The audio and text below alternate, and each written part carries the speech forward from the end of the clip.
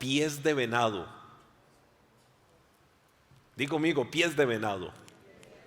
Ese es el título de lo que estoy compartiendo con ustedes hoy.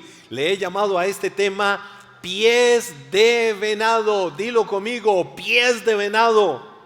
Ahora, ¿de qué se trata esto? Voy a llevarles al libro del profeta Habacuc, capítulo 3, versos del 17 al 19. La Biblia dice ahí: aunque las higueras no florezcan y no haya uvas en las vides, aunque se pierda la cosecha de la oliva y los campos queden vacíos y no den fruto, aunque los rebaños mueran en los campos y los establos estén vacíos, aún así me alegraré en el Señor.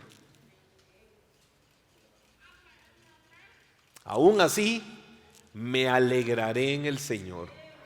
Me gozaré en el Dios de mi salvación. El Señor soberano es mi fuerza. Él me da pie firme como al venado, capaz de pisar sobre las alturas.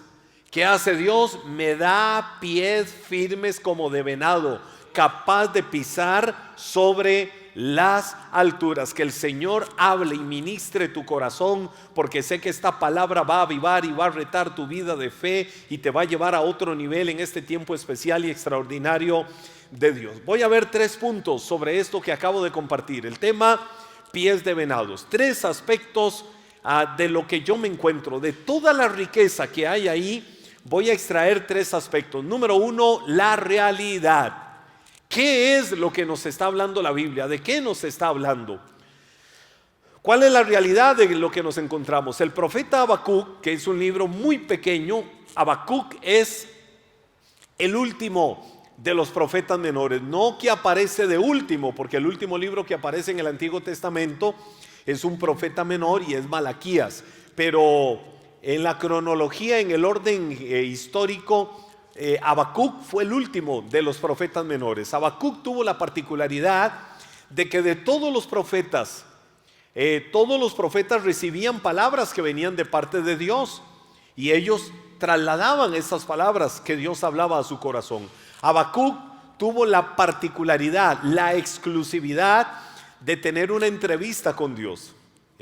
Yo soy el que uso ese término, entrevista, para describirles que Habacuc le hacía preguntas a Dios y Dios respondía a Habacuc con las preguntas que él le hacía. Entonces, lo que el profeta describe acá en esto que acabamos de encontrarnos es una serie de problemas que azotaron paulativamente o que azotaron progresivamente a la nación de Israel. Se cree que 4 o 5 años antes de que vinieran los babilónicos encabezados por el rey Nabucodonosor, que era la potencia del mundo en ese momento, y destruyeron a Jerusalén, y destruyeron los muros de Jerusalén, y destruyeron el templo que había construido Salomón, cuando destruyeron y se llevaron a los israelitas como esclavos a Babilonia, por lo menos a los de la región de Judá, en ese momento, en ese lado de Israel, y se lo llevaron. Se cree que esto sucedió 4 o 5 años en promedio antes de que se diera el famoso cautiverio babilónico, que lo encontramos descrito en el libro de Daniel y en otros libros. Entonces, Habacuc empieza a describir una serie de males que se estaban dando sobre el pueblo de Israel. Primero habla de las higueras. ¿Qué estaba pasando con las higueras? No florecían. Y si una higuera no florecía, ¿qué sucedía? No iba a haber producción de higos. Y los higos para los israelitas era literalmente un manjar. Yo no sé a cuántos de ustedes les gusta el postre. ¿A cuántos les gustan los postres? ¿Les gustan los postres? Que el Señor los perdone. Pero hay postres que son muy ricos. El postre que a mí más me gusta, yo lo saboreo, lo disfruto. Oiga, y con ese postre yo soy selectivo, le voy a decir. Ese postre se llama café. Ese yo lo disfruto. Ahora, ¿qué pasa? ¿A quién le gusta el café? Bueno, recuerden que sin café es imposible agradar a Dios. Todo el que se acerca a Dios beba café, crea que le hay y es galardonador de los que le beben. Ahora, ¿les gusta el café a muchos de ustedes? Ok, a todos los que les gusta el café, ¿qué pasa si de un momento a otro vienen y te dicen no hay café? Te pueden decir hoy no hay café, pero ¿qué pasa si mañana vienen y te dicen no hay café? ¿Qué pasa si pasado mañana y pasa una semana, pasan 15 días, pasa un mes y te dice seguimos sin café? Algunos seguro se irá al mundo. Algunos seguro se entristece, se deprime. ¿Cómo es posible que estemos sin café? Porque los que hablamos el idioma del café entendemos de qué estamos hablando. El punto es que los higos eran un manjar. Los higos eran un deleite para el pueblo de Israel. Los que somos aficionados a otro postre delicioso, infaltable día a día, por lo menos para mí, se llama aguacate. ¿Les gusta el aguacate? Y que vengan y digan no hay aguacates. Pero ¿cuánto vamos a estar sin aguacates? Olvídense de la existencia de los aguacates y que estés muy acostumbrado a comer aguacates. Entonces, lo que te quiero decir es que no era esencial para la vida, pero sí muy importante para ellos. Los higos eran el postre más delicioso y suculento en todas las preparaciones que tenía en ese momento el pueblo de Israel. De un momento a otro el profeta viene y habla de la realidad. La higuera no florece, significa que no hay higos, y entonces perderlos los estaba afectando, porque aún sin ser esenciales eran el postre preferido para ellos. Entonces, usted no tomó café hoy en la tarde. Usted dice, algo me falta. Estoy perdiendo la paz. Algo me falta. ¿Qué es? No he tomado café.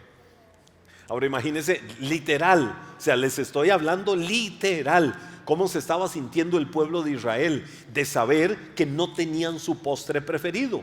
Pero viene, y en el progreso viene ahora y dice, y las vides no den su fruto. La vid, ¿qué es lo que produce? La uva.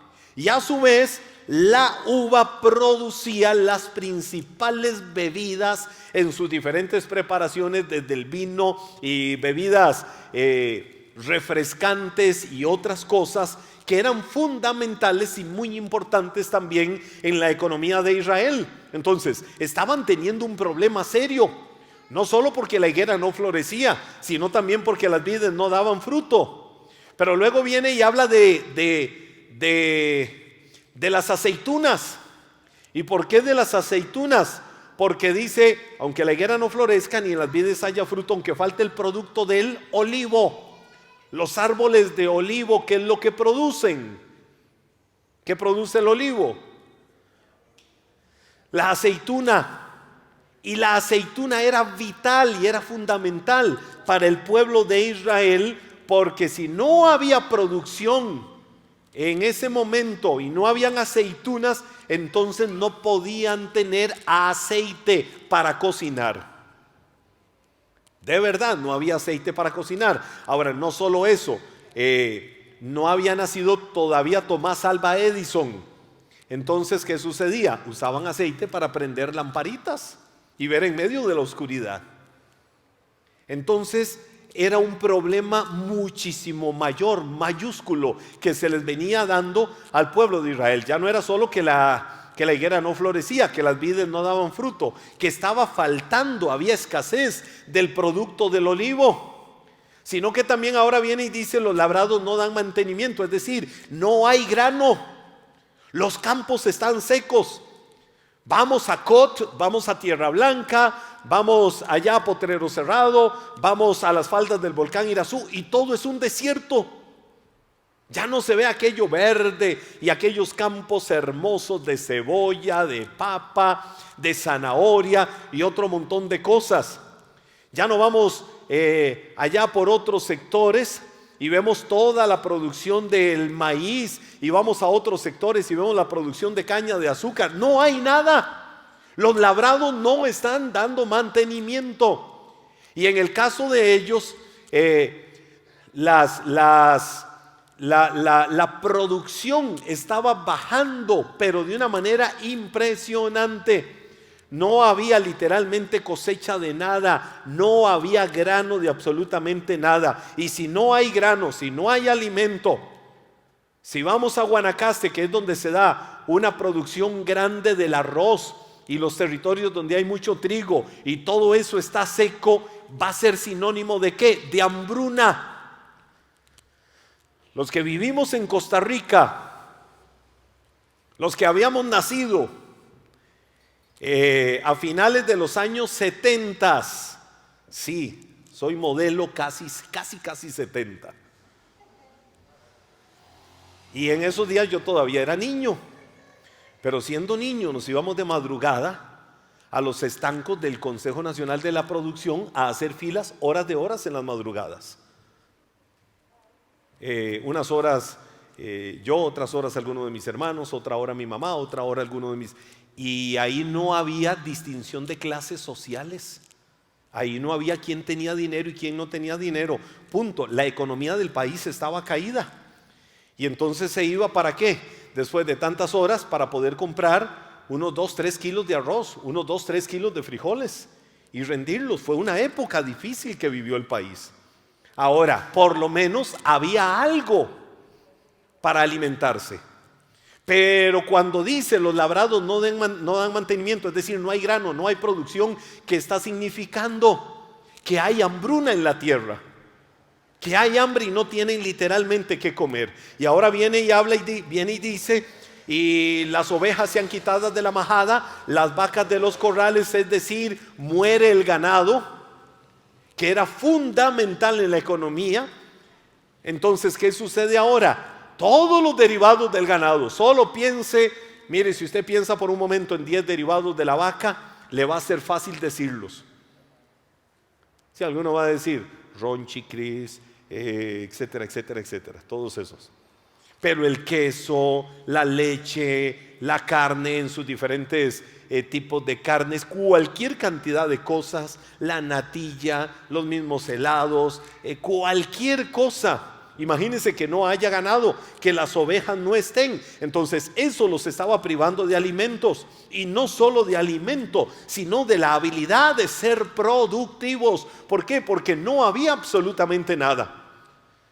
No había posibilidad de producir. Entonces, ante tanta carencia para el pueblo, todo se estaba viendo nublado. Todo era como una penumbra, todo era oscuro. Pero te voy a decir algo, aún así Habacuc decidió no permitir que su corazón se hundiera en la desesperación. Él no permitió que su corazón lo derrotara. ¿Cómo lo hizo? ¿Cómo lo hizo Habacuc para no dejarse doblegar por toda la crisis que ellos estaban viviendo? Se enfocó en la grandeza de su Dios para no ver la grandeza del problema que tenía al frente. Él decidió, o veo el problema o veo a Dios. Delante de mis ojos tengo el problema, pero en los cielos tengo a Dios. Decido poner mi mirada en el Señor y creer que a pesar de todo lo que estamos viviendo, Él va a mover su favor y su mano para hacer algo grande, poderoso y maravilloso. Y Él será más grande que el problema que estamos enfrentando y viviendo en este momento. Eso fue lo que hizo Habacuc. Es más, me hice una paráfrasis de cómo sería Habacuc en estos días. Usted puede hacerse alguna y probablemente 100 veces más creativa que la mía. Pero esta dice, aunque la productividad no florezca y la economía esté por el suelo, aunque haya escasez de dinero y el trabajo se haya ido, aunque la situación familiar y de salud sea complicada y todo parezca perdido, con todo yo me alegraré en el Señor y me gozaré en el Dios de mi salvación.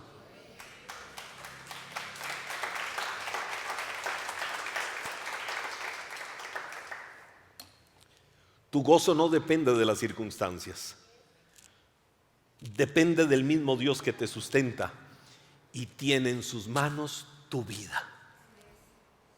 Tu gozo no depende de las circunstancias, depende del mismo Dios que te sustenta y tiene en sus manos tu vida y tiene a tu familia y tiene cuidado de cada detalle de tu vida. Alégrate en el Señor, aún ante la adversidad. confiando en que Él va a ser fiel para ayudarte y levantarte de cualquier situación que estés enfrentando y viviendo, porque Dios siempre es fiel. No es fácil ser agradecidos. Aquí no vamos a predicar un evangelio de fantasía ni ser hipócritas. No es fácil ser agradecidos en la adversidad. No es fácil ser agradecidos cuando las cosas van mal. Sin embargo, la gratitud fue lo que le permitió al profeta Habacuc triunfar en la crisis y esperar en el Señor, sabiendo que en algún momento, de la forma que a Dios le placiera, pero Él iba a mover su mano y Él iba a hacer algo sobre ellos. Entonces, la gratitud a Dios sobre todo, la gratitud a Dios sobre todo te nutre de fuerzas. ¿Cuándo? Cuando la higuera de tu jardín no florece, cuando falla el producto de la oliva de tu vida y cuando tus campos no producen mantenimiento. Tu gratitud a Dios es la que te va a nutrir de fe y de confianza cuando estés viviendo o enfrentando cualquier situación. Y esa confianza y esa fe de la que te nutre la gratitud delante de Dios es la que va a abrir puertas para que venga la restitución de Dios a tu vida cuando sea el tiempo oportuno y perfecto de Dios para bendecirte. Número 2, te acabo de hablar, número 1, de la realidad. Número 2, tormentas versus decisiones. Di conmigo, tormentas versus decisiones. Los aviones están hechos para resistir las turbulencias de aire cuando se vuela. La primera vez que yo me monté a un avión, hace casi 30 años, iba solo. Era un muchacho aventurero, amante de la vida como hasta hoy y trabajando a tiempo completo para el Señor, pero hago un viaje ministerial de 2 meses fuera del país.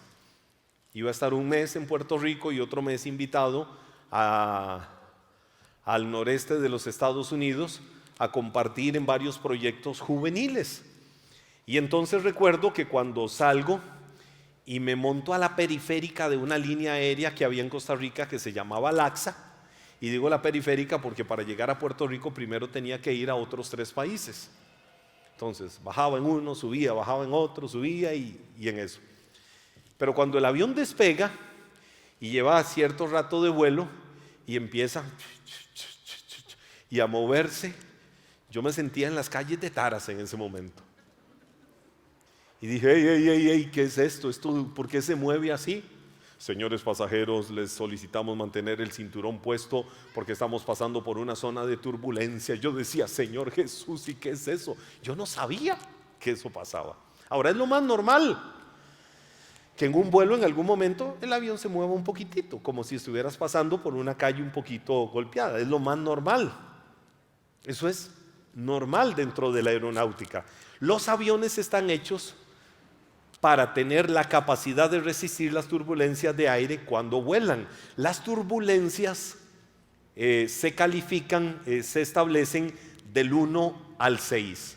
Es decir, 6 tipos de turbulencias. Generalmente, más del 90% de las turbulencias por las que uno pasa en un avión son grado 1 o grado 2. Exageradamente grado 3. Pero los aviones están hechos para tener la capacidad de soportar esos 6 tipos de turbulencias. Pueden resistir muy bien, aunque sienta que se mueva, es una situación ya fuera de lo común que se pudiera dar, pero pueden resistir el grado 6, pero no lo hacen. ¿Sabe por qué no lo hacen? Porque los pilotos de avión están muy bien entrenados para leer todas las cartas meteorológicas y saber cuando hay una tormenta que tienen a cierta distancia y que el avión puede dirigirse hacia esa tormenta. Entonces ellos están muy bien entrenados en las cartas de la meteorología para saber eso y tomar la mejor decisión. ¿Cuál es la decisión que toman los pilotos generalmente en esto?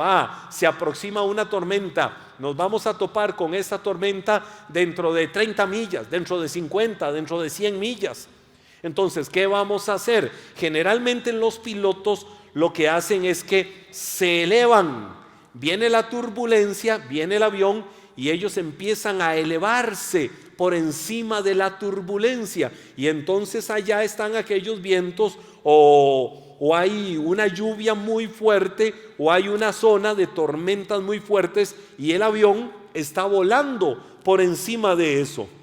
¿Cómo hace el avión para volar? Utiliza la fuerza de las turbinas para elevarse muchísimo más y volar sobre la tormenta, algo casi imperceptible para los pasajeros, y una o tantas veces pudieron volar por encima de la tormenta y nadie se dio cuenta y nadie lo supo.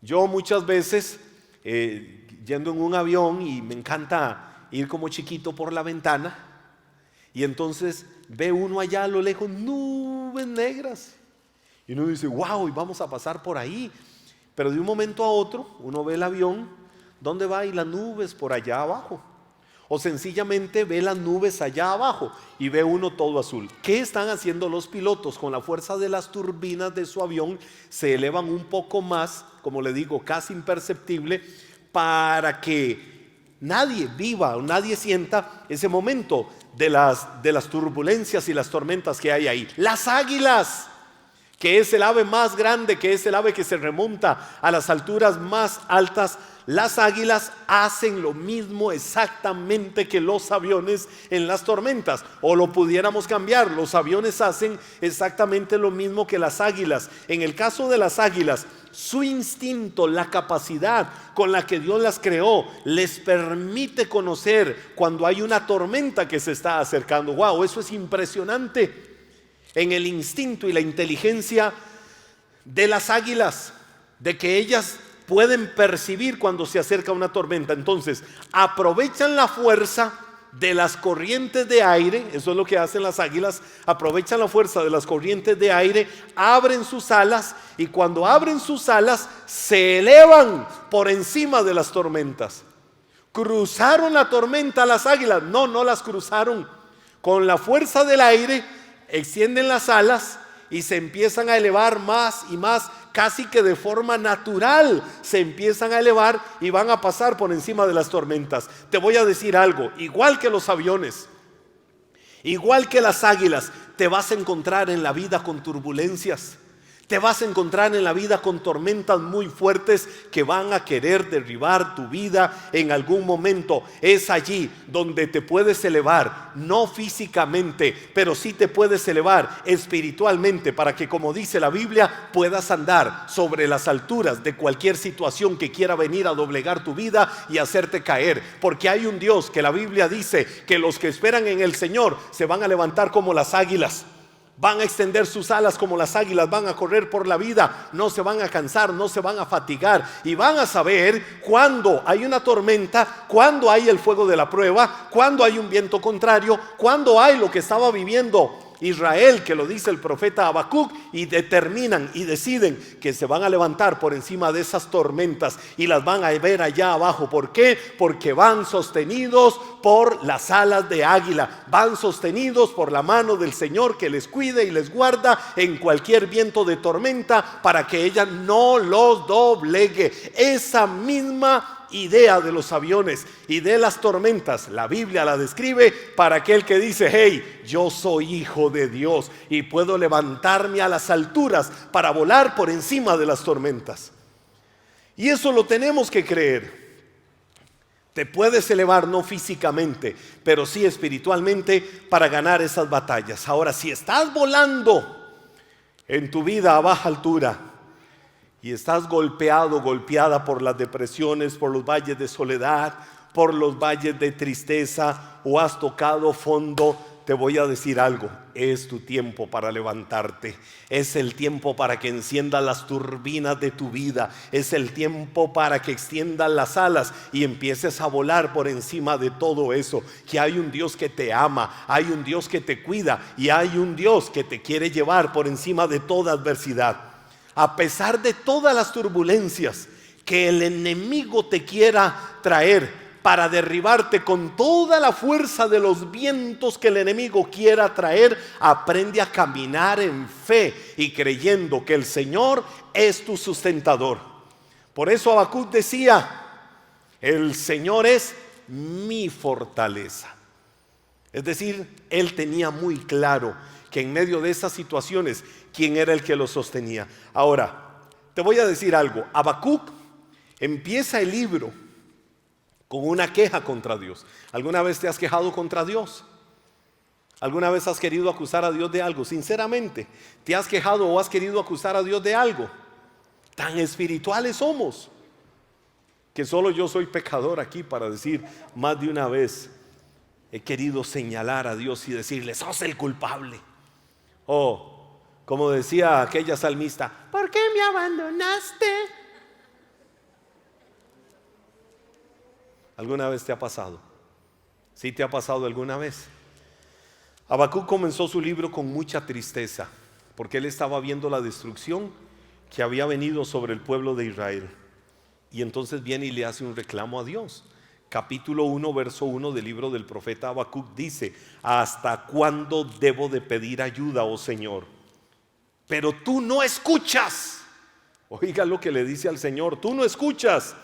Hay violencia por todas partes. Clamo, pero tú no vienes a salvar. Miren, no seamos hipócritas. Más de una vez le hemos hablado hacia Dios o hemos querido hablarle hacia Dios, como lo está describiendo el profeta Habacuc. Pero te voy a decir algo: a medida que Habacuc va hablando con Dios, hablo del transitar del libro del profeta Habacuc, a medida que él va hablando con Dios en los siguientes versículos, ¿sabes qué va pasando? Conforme a Habacuc, esto fue en el verso 1, pero conforme Habacuc va hablando más y más y más y más con Dios, se va elevando su fe, va creciendo su fe, va fortaleciéndose en esperanza y va fortaleciéndose en confianza por Dios. Por eso es que en el capítulo 3 viene él, y aunque no esconde la realidad: la higuera no florece, las vides no dan fruto, falta el producto del olivo, los labrados no dan mantenimiento, no hay ovejas en la majada, las vacas son quitadas de los corrales. A pesar de eso, cuando dice eso, él antepone una palabra en el capítulo 3, verso 17. ¿Cuál fue la palabra que antepuso Habacuc a toda la lista de la realidad de males que había en Israel? Vamos a ver, ayúdenme. ¿Cuál fue la palabra que antepuso Habacuc? ¿Qué fue lo que él dijo? Aunque. Di conmigo, aunque. ¿Qué fue lo que dijo? Aunque la higuera no florezca, es decir, aunque haya crisis, aunque hayan problemas, aunque se haya venido una enfermedad, aunque hayan diferentes formas de males, aunque estén pasando muchas situaciones, aunque esté pasando todo eso, hay algo más grande, y es el poder de Dios. El Señor es la fortaleza de mi vida, hace mis pies como de ciervas y en mis alturas me hace andar. Es decir, aunque la realidad es esa, hay algo más grande, y es el poder de Dios que me libera y me da la victoria en medio de cualquier crisis que pudiera estar viviendo y enfrentando. Eso fue lo que dijo el profeta Habacuc.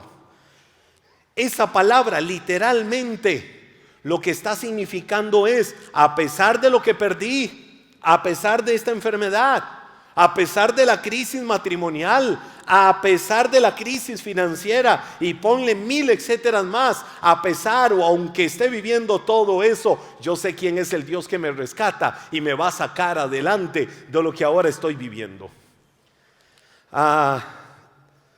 Me impresiona la historia y el testimonio de Darlene Shen, es como se dice, Darlene, los doctos bilingües como Fer, no se entiende mucho. Fred, no Fred el de la película, no Shrek, Darlene Shred. Ella es la ex vocalista de Hillsong, de la banda Hillsong, que ha producido cualquier cantidad de canciones cristianas. Hace muchos años, Darlene recibe una noticia. Ella entró en una prueba de salud muy fuerte y le dicen: tienes cáncer. Y no era nada alentador la noticia que ella estaba viviendo. Y entonces, en medio de toda aquella crisis, cuando emocionalmente ella estaba muy golpeada, cuando estaba pasando los más oscuros momentos, cuando estaba pasando situaciones difíciles, ella tiene una convicción de escribir una canción.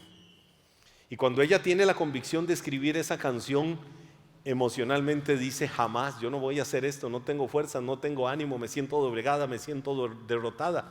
Y ella cuenta de que solo por la fe y solo porque el Espíritu de Dios que mora en su vida la empezó a fortalecer y fortalecer y fortalecer y fortalecer, la ayudó, la inspiró, la animó, la impulsó, ella logró derrotar su momento emocional para que en su peor crisis, no superada la crisis, sino en medio de la tormenta de su peor crisis, escribió una canción. Esa canción hoy es un himno mundial. Cuando digo un himno mundial, es que por fin de semana las estadísticas dicen que se canta más de 3 millones de veces en iglesias alrededor del mundo todavía al presente. Solo quiero pedirte en esta hora que si estás viviendo una circunstancia no la misma de Darlene, que cuando le dieron la peor noticia de que tenía cáncer y que el asunto era muy serio con su cáncer, ella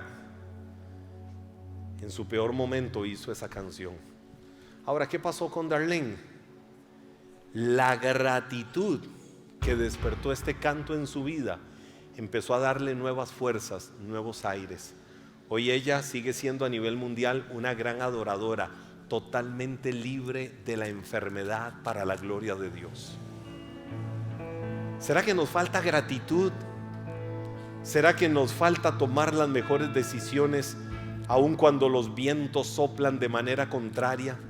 Cuando las tormentas se han venido, cuando la adversidad se ha levantado contra tu vida y ya no sabes qué hacer, no sabes qué decidir, no sabes por dónde ir, no sabes cómo caminar, no sabes cómo actuar, no sabes qué hacer en la vida. Y estás viviendo momentos de turbulencia, no sabes cómo extender tus alas para volar de manera natural como lo hace el águila por encima de las tormentas, o no sabes cómo levantar las turbinas del avión de tu vida para volar por encima de cualquier tormenta.